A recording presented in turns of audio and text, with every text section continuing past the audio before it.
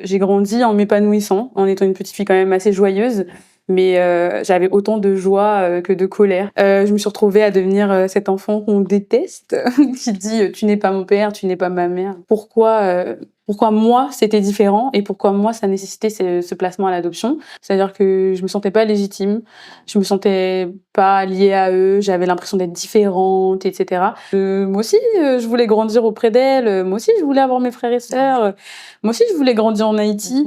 Et en fait, moi j'ai pris cette décision que ce serait 2 mondes complètement différents, 2 types de personnes complètement différents, mais que dans tous les cas, ils resteraient ma famille.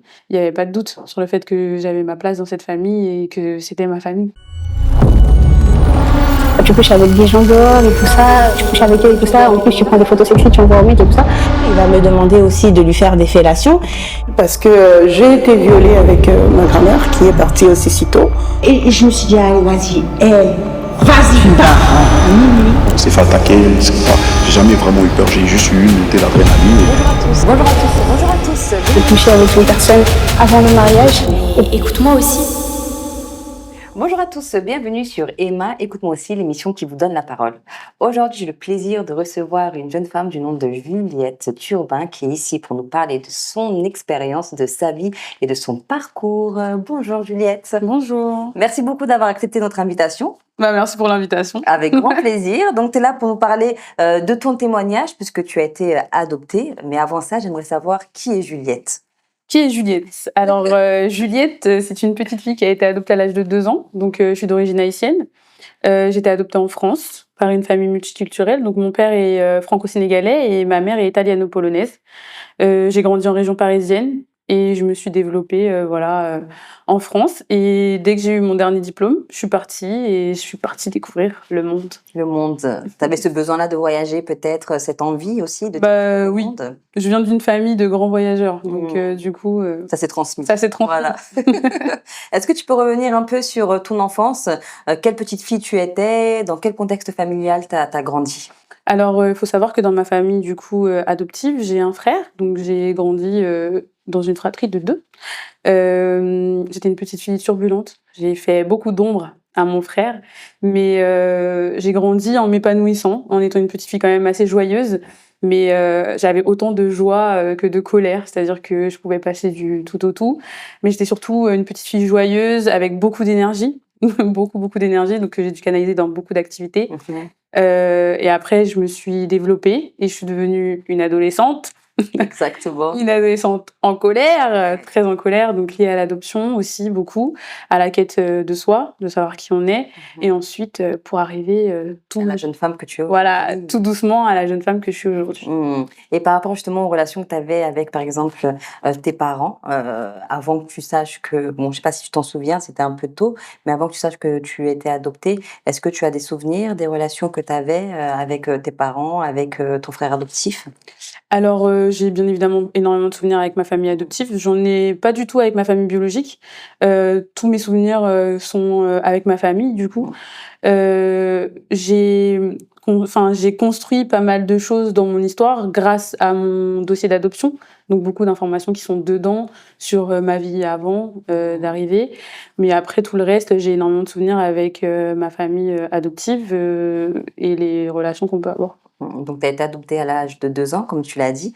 Par rapport à ce moment-là où on t'a appris que tu étais adoptée, je crois que c'était à l'âge de 4 ans, c'est ça?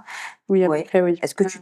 En maternelle. Maternelle, c'est ça, ouais. On est très jeune aussi en maternelle. Est-ce que tu as des souvenirs déjà, peut-être des phrases que tes parents t'ont dit pour te faire comprendre que tu avais été adoptée ou pas? Alors, j'ai aucun souvenir à proprement parler. Je sais juste que mes parents ont pu me raconter ce qu'on peut partager autour de cette histoire et bien évidemment, voilà, c'est eux qui savent mieux que moi quand même.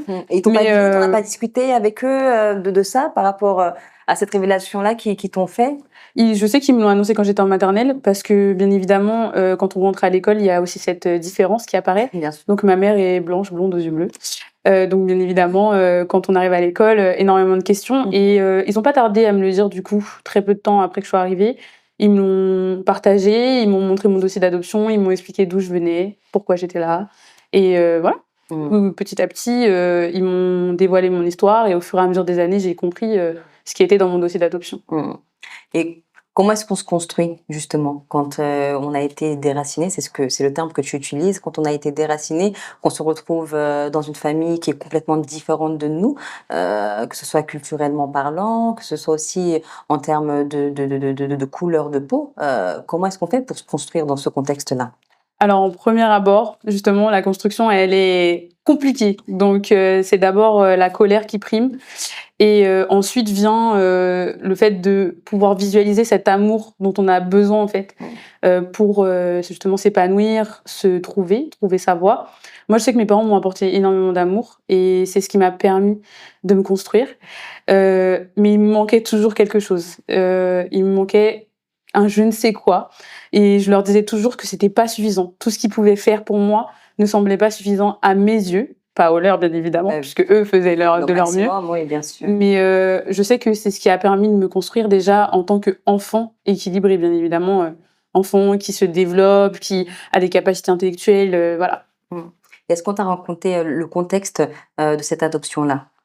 Le contexte de cette adoption, il est noté dans le dossier d'adoption. Donc moi, c'était noté que ma mère, par manque de moyens et par l'abandon de mon père, avait décidé de placer son dernier enfant, donc sa deuxième fille et son dernier enfant, à l'adoption. Contrairement à mes frères et sœurs, donc ce qui peut être très dur à encaisser quand on lit, parce qu'on comprend pas pourquoi moi. Donc elle a eu tant d'enfants, pourquoi c'est moi qu'elle place à l'adoption. En soi. Voilà. Pourquoi moi c'était différent et pourquoi moi ça nécessitait ce placement à l'adoption. Donc moi ça a été la grande question autour de mon adoption, pourquoi moi? Et puis il y a aussi ce fait de se dire que mais et si j'étais restée là-bas? Est-ce que j'aurais pas été plus heureuse? Est-ce que j'aurais pas été moins en colère? Est-ce que j'aurais pas été plus épanouie?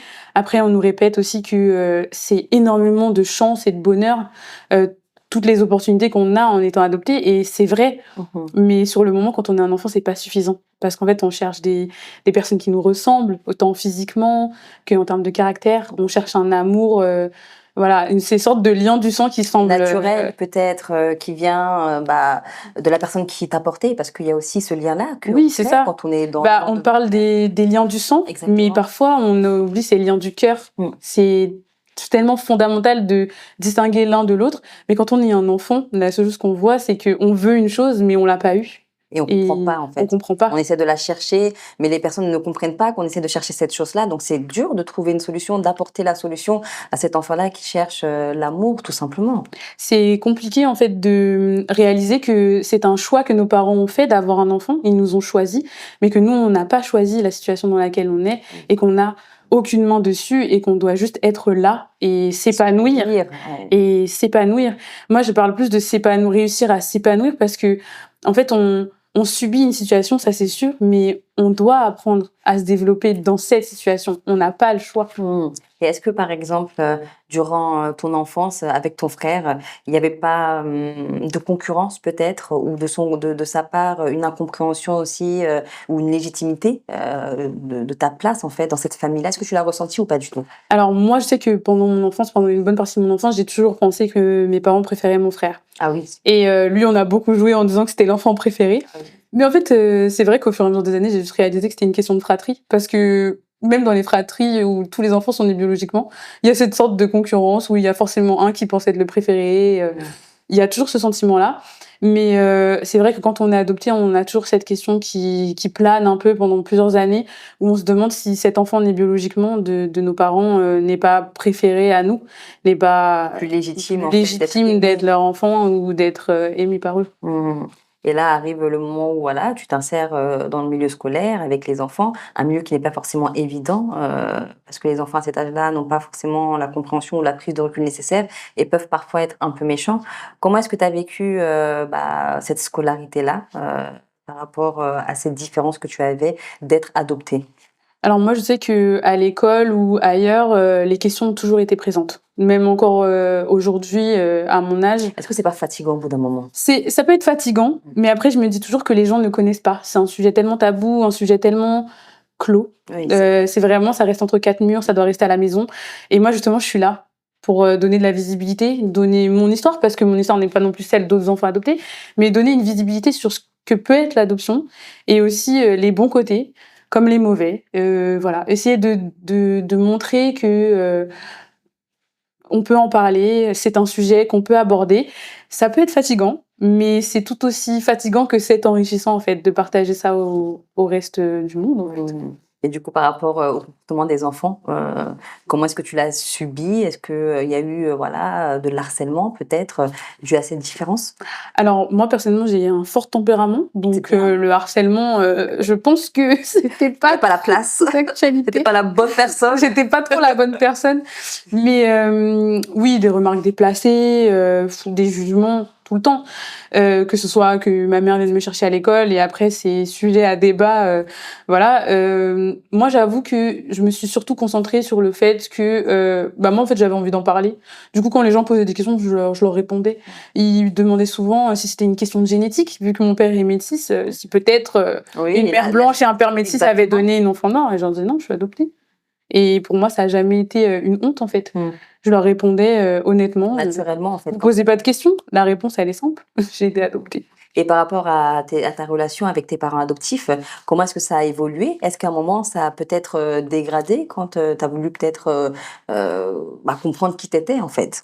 Alors, bien évidemment, un grand classique à l'adolescence, hein. Ouais, bien Gros conflit. Je me suis retrouvée à devenir cet enfant qu'on déteste, qui dit tu n'es pas mon père, tu n'es pas ma mère, parce que les liens du sang ne sont pas présents. Et puis, au fur et à mesure, en fait, dans cette quête de moi, je les ai aussi trouvés eux, en fait. Et je me suis rendu compte qu'en fait, c'était mes parents. Il n'y avait aucun débat et que leur place n'était pas ni à revoir, ni à retravailler. C'était mes parents et puis c'est tout. Et au fur et à mesure des années, je pense que c'est vraiment quand je suis arrivée à l'âge adulte que j'ai vraiment Fait la sorti, paix, peut-être. voilà, fait la paix. Je me suis vraiment dit, mais en fait, il n'y a pas de doute. Quand j'ai un problème, je sais qui j'appelle. Quand je parle de mes parents, je sais à qui je pense et voilà.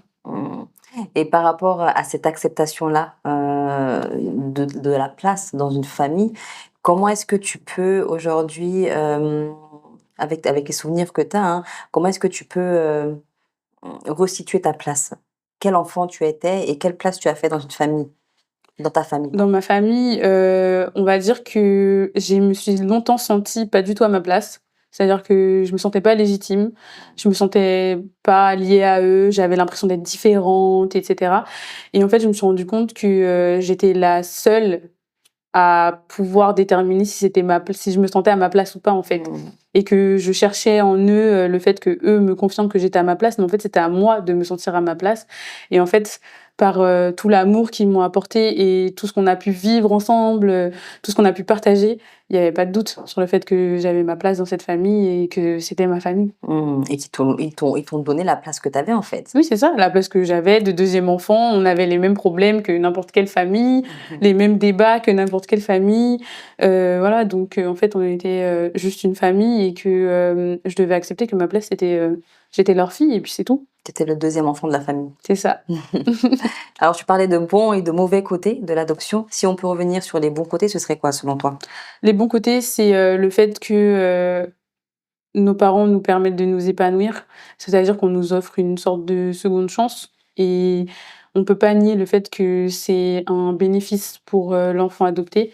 Le plus important pour moi, c'est de retenir que, en fait, ça nous permet de devenir l'adulte qu'on a envie d'être et de recevoir l'amour que nos parents qui nous ont placés à l'adoption ou la situation de vie qui a fait qu'on s'est retrouvés à l'adoption n'aurait pas pu nous apporter, en fait. Et c'est réel, c'est une sorte de seconde chance qu'on nous offre. Une possibilité peut-être de vivre mieux, peut-être, Moi, je sais que, bien évidemment, que j'ai mieux vécu en étant adoptée, ça, il y a aucun d'un doute. point de vue matériel. Voilà, d'un point de vue matériel. Il y a aussi le fait que l'adoption fait aussi permettre un mieux vivre en termes d'amour, en termes de possibilités, en termes de chance, en termes d'opportunités. Ça, c'est réel. Moi, je pense que ça fait partie des bons côtés de l'adoption, oui, de pouvoir s'épanouir et de devenir l'adulte qu'on a envie d'être, en fait. Et les mauvais côtés, ce serait quoi, selon toi? Les mauvais côtés, c'est le fait que notre perception de nous est très difficile à trouver. Le fait de se construire, c'est hyper compliqué. Beaucoup de tristesse, beaucoup de colère, beaucoup de remise en question, une souffrance qui restera toujours latente, des questionnements qui peuvent, n'avoir parfois jamais de réponse. C'est des côtés qui sont très difficiles pour se construire en tant que personne. Donc en fait, c'est une balance où il faut trouver le juste milieu. Mais oui, il y a des mauvais côtés sur l'adoption, surtout sur, l'épanouissement en termes de santé mentale et de développement personnel. Aussi, c'est ça. Exactement. Donc tu as grandi avec, on va dire cette douleur-là, de pas savoir qui tu étais réellement, avec, une enfance et une adolescence assez, agitée. Tu étais une enfant turbulente. Je pense que c'était aussi pour toi un moyen, bah, de, transmettre ton mal-être en fait, l'incompréhension que tu avais et tu essayais de le faire, parvenir à travers, bah, les comportements que tu avais, à travers, peut-être, la colère que tu avais vis-à-vis, des personnes qui étaient autour de toi, tout simplement. Oui. À quel moment, tu as senti le besoin de te reconnecter avec, ta famille biologique? Moi, je sais que depuis toujours, je me suis toujours dit que si c'était un point essentiel de mon histoire. Un jour, je rencontrerai ma famille biologique d'une façon ou d'une autre. Depuis que je suis D'accord. toute petite, je dis tout le temps qu'il faut que je trouve cette chose qui me manque, cette chose qui ne me suffit pas dans l'amour de mes parents et qu'il faut que j'ai la réponse aux questions que je me pose et je sais qu'au fur et à mesure des années, je l'ai travaillé. Après, ma famille m'a retrouvée à l'âge de 14 ans, via les réseaux sociaux. D'accord. Heu, C'est eux qui sont venus vers c'est toi? eux qui sont venus vers moi et ensuite j'ai découvert que ma mère adoptive écrivait des lettres à ma mère biologique, ce qui avait permis qu'elle connaisse mon nouveau nom, mon nouveau prénom, où est-ce que je vivais. Donc il y avait aussi tout ça qui a commencé à travailler à partir de l'adolescence, sauf que je n'étais pas prête.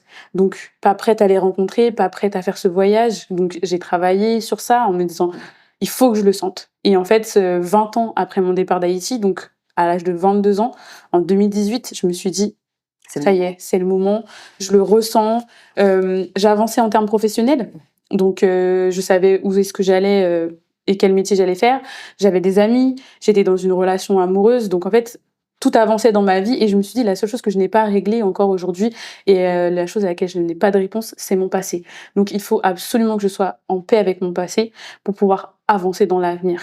Donc là, j'ai dit: «Il est temps de les rencontrer, il est temps d'avoir les réponses à mes questions et il est temps de découvrir réellement qui je suis Qui et tu es. d'où je viens à l'origine». Mmh.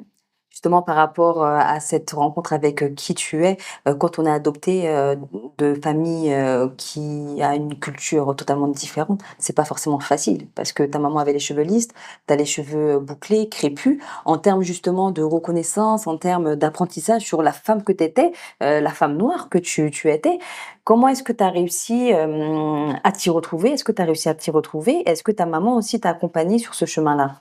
Alors là où je m'y suis retrouvée, c'est que j'ai eu la chance d'avoir des parents qui m'ont accompagnée. C'est-à-dire que mon père est quand même, à moitié noir, donc bien évidemment très au fait Oui, bien de sûr. tout ce que je peux vivre en tant que personne noire et ma mère a décidé d'apprendre. Donc en fait, c'est une personne très ouverte et très intelligente de fait.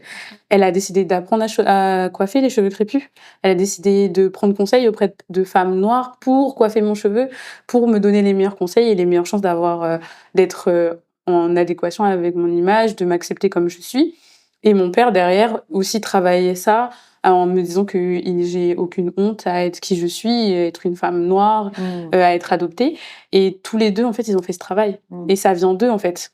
Ça ne vient même pas de moi, c'est vraiment d'eux que je tiens ce fait d'être aussi fière de moi et de ce que je représente.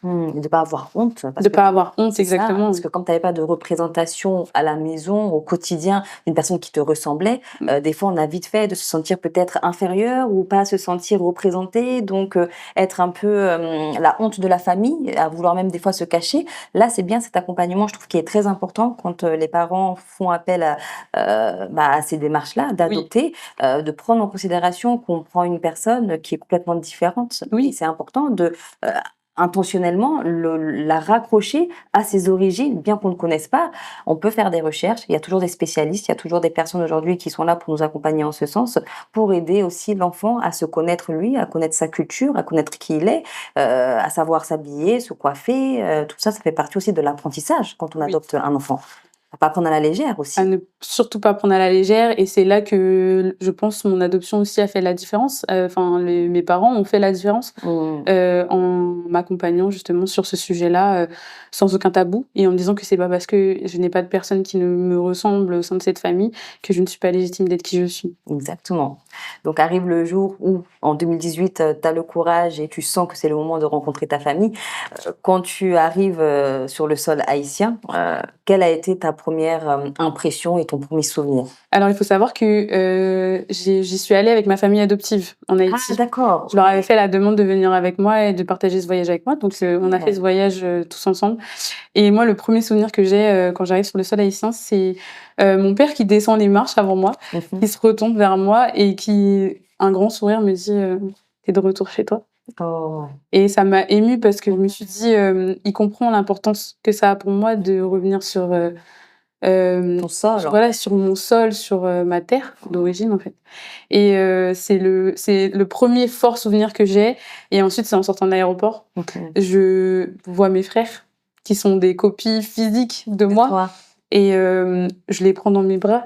Directement? Oui, directement en fait. Un temps de. Il n'y a même pas d'hésitation, il n'y a rien. C'est on se prend dans les bras et ça, c'est un autre temps fort. Et après, j'ai rencontré ma mère biologique. Avant que tu me dises ça, est-ce que tu avais parlé avec eux déjà au téléphone? Est-ce que vous étiez vus en vidéo ou est-ce qu'il y a eu un premier contact avant cette rencontre physique? Oui, on a échangé pendant de nombreuses années par message et en FaceTime. Donc on s'appelait, on faisait des petites vidéos, on se faisait des petites vidéos, on s'envoyait des petites nouvelles. On se tenait vraiment au courant et on a organisé tout ça en s'appelant, en appel vidéo, etc. Et là vient la rencontre physique avec ta maman. Ouais, je vois un grand sourire. Parce que je pense que c'est le moment le plus bouleversant de ma vie que j'oublierai jamais. En fait, à chaque fois que j'y repense, j'ai l'impression d'y être. C'est fou. Comme un moment peut être ancré dans le temps comme ça. Et oui, j'ai rencontré ma mère dans le sud haïtien, dans cette petite maison sous les manguiers. Elle était là, au milieu de la foule. Et j'ai l'impression qu'il y avait un lot de lumière autour d'elle, etc. Et tu la voyais, en fait. Je la voyais. Je voyais qu'elle. Je me souviens de rien autour d'elle. Je me souviens juste d'elle au milieu, de cette femme qui me ressemble énormément. Et je me dirige vers elle, je la prends dans mes bras et... Tu pleures? Moi, je pleure. Alors moi, je pleure, je vis toutes les larmes. Mais elle sourit. Et elle me dit, mais en fait... c'est un jour de joie, c'est exceptionnel, t'es de retour, je pensais jamais te revoir. Et c'est fou. C'est incroyable, c'est fou. Ça me donne des frissons. Moi, franchement, c'est un moment qui m'apporte tellement de joie. C'est émouvant, en fait, parce que on parle quand même de l'histoire d'une jeune femme aujourd'hui qu'on a déracinée, qu'on a enlevée de sa famille et qui arrive 28 ans, 27 ans après à retrouver sa famille, à les rencontrer, à renouer ce contact-là et à savoir, en fait, d'où elle vient. Ça, c'est, je pense, l'essence même de l'être humain pour pouvoir avancer et grandir aussi.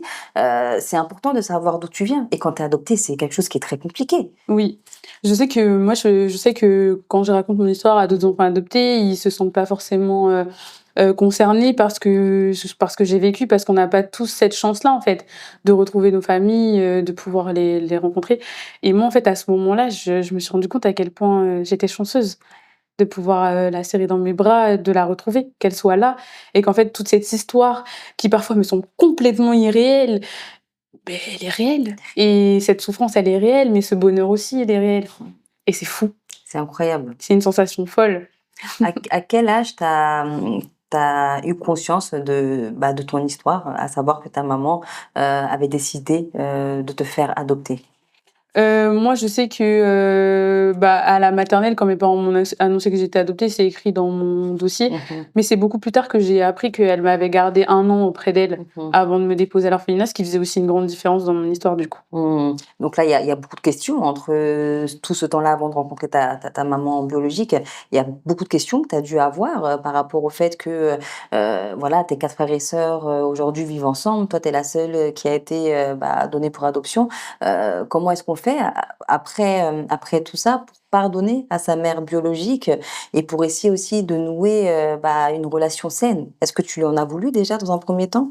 Je sais qu'à des moments... C'était clair. Oui, c'est clair. Faut me dire, parce que j'ai des questions dans ma tête. Et...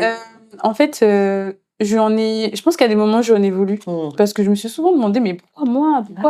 Pourquoi elle m'a fait ça à moi? Moi aussi, je voulais grandir auprès d'elle. Moi aussi, je voulais avoir mes frères et sœurs. Moi aussi, je voulais grandir en Haïti. Et en fait, je me suis rendu compte que en fait, c'est plus facile d'haïr que de pardonner. Et du coup, je me suis dit, j'ai envie d'être forte et j'ai envie de la pardonner. J'ai envie d'accepter l'amour parce que quand je les ai retrouvées, elle m'a montré de l'amour. Et je me suis dit, en fait, c'est ce que j'attends, moi, depuis des années. Qu'on me montre que j'étais aimée et que j'ai une place dans leur vie. Donc, c'est beaucoup plus simple de faire la paix avec soi et de travailler pour pardonner que de haïr, en fait. Je trouve ça beaucoup plus simple pour moi de travailler sur le fait de pardonner plutôt que d'aller vers la facilité et de haïr. Et ça permet aussi d'avancer. Oui. Parce que tu peux pas avancer avec toujours de la rancœur, avec toujours cette haine que tu ressens. C'est compliqué. En fait, on m'a souvent dit que les émotions qu'on ressent, c'est nous qui décidons de les faire perdurer. Donc je me suis dit que si j'étais en colère et que je décidais de continuer d'être en colère, c'est parce que je le décidais. Ouais. Et que si j'avais envie d'être juste heureuse et de remercier D'accepter ton la vie, histoire. d'accepter mon histoire, j'avais juste à le faire. Et c'est ce que tu as fait. Et c'est ce que j'ai fait. Alors, quand tu rencontres ta maman, émotion, c'est une émotion de joie, c'est un soulagement aussi, je pense, de retourner à tes racines. Est-ce que à ce moment-là, tu avais besoin qu'elle réponde à des questions que tu t'étais posées peut-être? Oui. Et J'imagine. je faisais ce voyage surtout pour ça. Ah. Enfin, je sais que je le faisais pour découvrir mes racines, non, bien sûr, mais j'avais des questions. J'avais plein de questions et j'avais envie qu'elle me réponde. Et au final, elle y a répondu. Ouais. Et même des fois, sans que je pose la question, juste en me racontant une histoire, en me racontant, elle y a répondu. Et la principale question, c'était pourquoi moi et est-ce que c'est parce qu'elle ne m'aimait pas? Parce qu'on m'a toujours dit que j'étais abandonnée. On m'a toujours dit que, voilà, une mère qui aime son enfant ne l'abandonne pas. C'est vrai. Et quand moi, j'ai vu que ma mère, elle m'avait déposée, mais qu'elle m'aime, je me suis dit, vous aviez tous tort. Et c'est un soulagement aussi. Et c'est un soulagement parce que je me suis dit, pourquoi on m'aimerait pas au point de me poser à l'adoption? Et en fait, je me suis rendu compte qu'elle m'aimait et que c'est un geste d'amour ce qu'elle a fait. C'était important pour toi d'avoir ce ressentiment-là d'amour vis-à-vis de ta mère biologique? Je l'ai toujours ressenti comme ça. J'ai jamais compris pourquoi on ne pourrait pas m'aimer. Donc du coup, quand elle m'a dit que elle m'aimait et que c'était pas parce qu'elle ne m'aimait pas qu'elle avait fait ça. Pour moi, c'était la un réponse à ta soulagement. question. C'était la réponse à ma question. Ouais. Et après cette entrevue, est-ce qu'il y a d'autres questions que tu lui as posées ou qu'elle t'a dit indirectement en fait? Je sais que je lui ai aussi demandé si elle avait essayé, parce que du coup, je lui ai dit que je savais que j'étais restée avec elle et tout. Donc elle m'a répondu que oui, elle a essayé de me garder, elle a essayé de faire de son mieux, que c'était compliqué. J'avais aussi besoin de savoir quel était son tempérament, si c'était d'elle que je tenais ce tempérament de feu, est-ce que c'était d'elle que je tenais tout ça, ma capacité à aimer aussi très fort, à m'attacher très très fort. Et en fait, je me suis rendu compte qu'il y avait plein de choses que oui, je tenais d'elle, mais qu'il y avait aussi plein de choses qui étaient acquises et que j'avais appris par mimétisme de ma mère adoptive. Et pour moi, ça a été une réponse à de nombreuses questions parce que je me suis rendu compte qu'en fait, j'avais aussi énormément pris de ma mère qui m'a élevée, en fait. De celle qui m'a aimée et élevée pendant des années. J'ai aussi énormément pris d'elle et ça a répondu aussi à des questions que j'avais vis-à-vis d'elle. Oui, c'est ça. Donc ça a eu des réponses, j'ai eu des réponses sur plein d'aspects de ma vie. Un soulagement encore une fois. Oui, beaucoup de soulagement. Et quand tu as parlé de cette envie de rencontrer ta famille biologique à tes parents adoptifs, comment est-ce qu'ils l'ont pris? Est-ce qu'il n'y a pas eu un moment aussi peut-être de peur? Parce que des fois, on pense à un abandon de l'enfant adopté.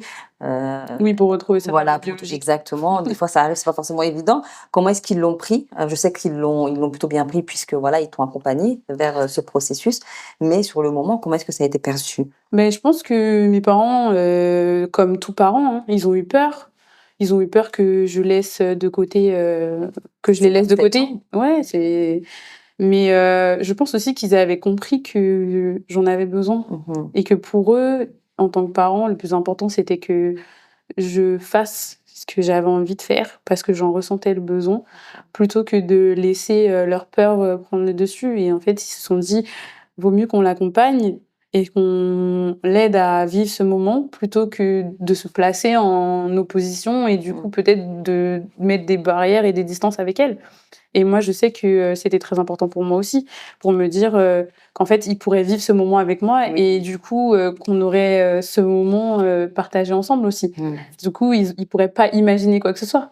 Il l'aurait vécu aussi Avec et il toi. l'aurait vu. Et par rapport à tes frères et sœurs, comment est-ce qu'on arrive à construire une relation après 27 années de séparation?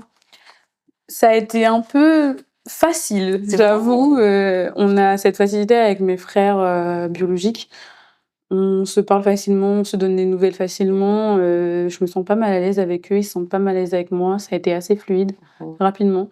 Je dirais pas qu'on construit la même relation que j'ai avec mon frère adoptif, parce que mon frère adoptif, c'est mon frère. Et en fait, quand on me demande si j'ai des frères et sœurs, la première personne à qui je pense, c'est lui. Parce que c'est avec lui que je me suis chamaillée, c'est avec lui T'as grandi, que j'ai grandi, que j'ai vécu.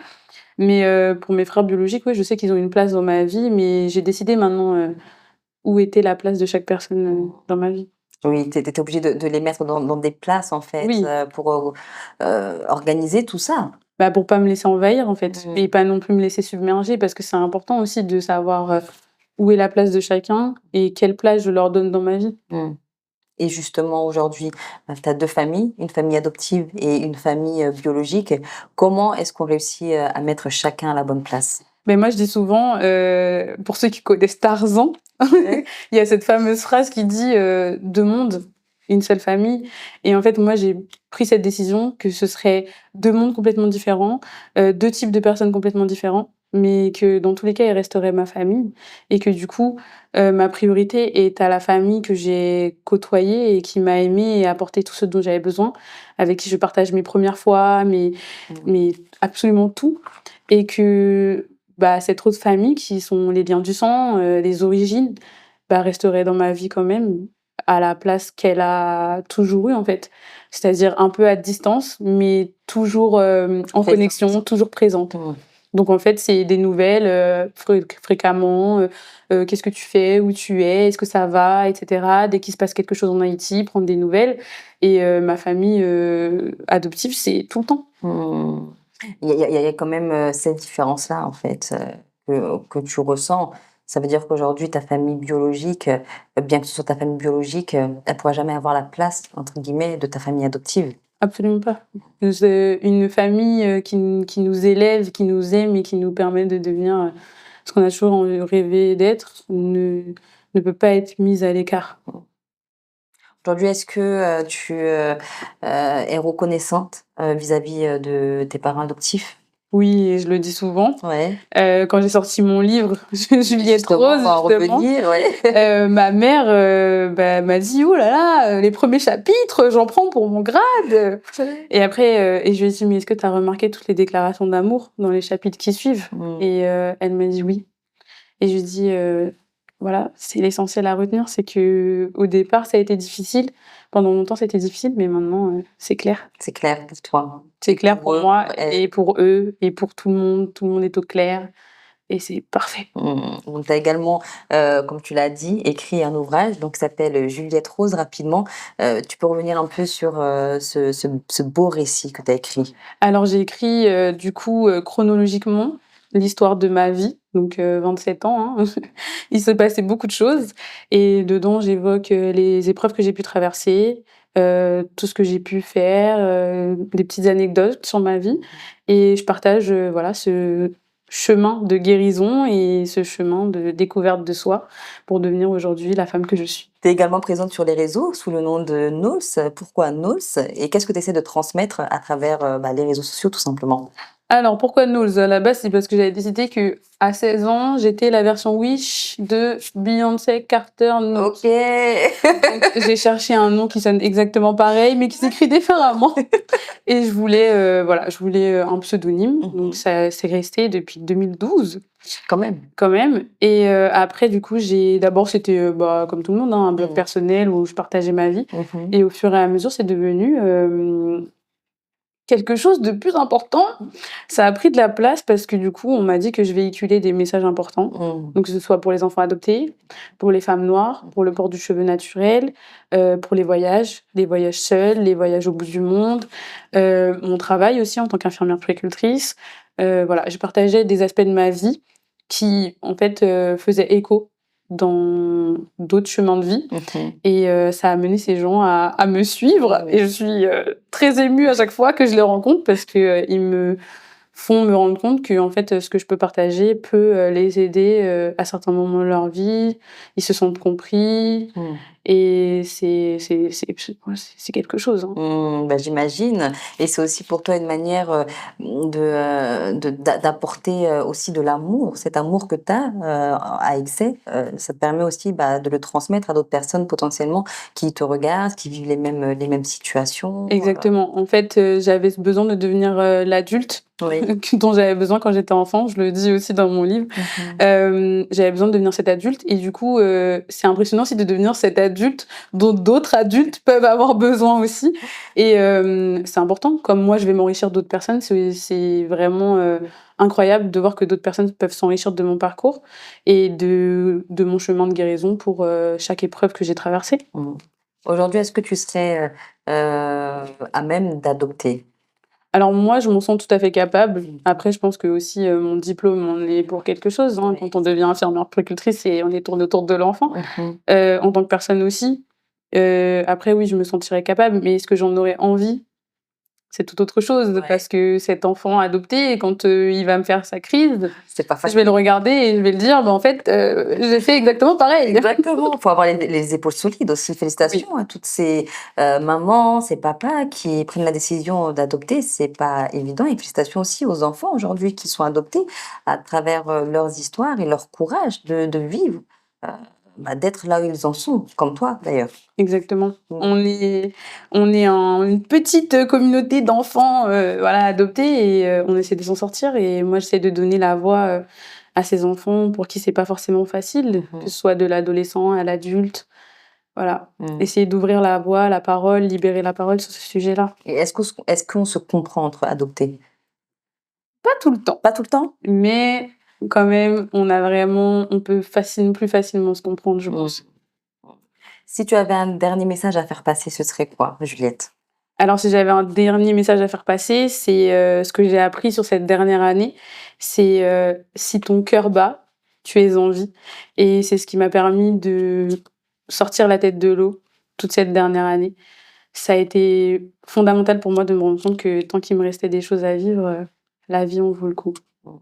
Merci Juliette pour ce beau témoignage et pour ce partage que tu nous as donné aujourd'hui. Et merci à vous d'avoir regardé cette interview jusqu'à la fin. Et je vous dis à très vite pour une nouvelle émission de Emma. Écoute-moi aussi. Ciao, ciao. Tu couches avec des gens dehors et tout ça, je couche avec eux et tout ça. En plus, tu prends des photos sexy, tu envoies au mec et tout ça. Il va me demander aussi de lui faire des fellations parce que j'ai été violée avec ma grand-mère qui est partie aussi si tôt. Et je me suis dit, ah, vas-y, vas-y, pars. On s'est fait attaquer, j'ai jamais vraiment eu peur, j'ai juste eu une montée d'adrénaline. Bonjour à tous. Bonjour à tous. Je couchais avec une personne avant le mariage. Écoute-moi aussi.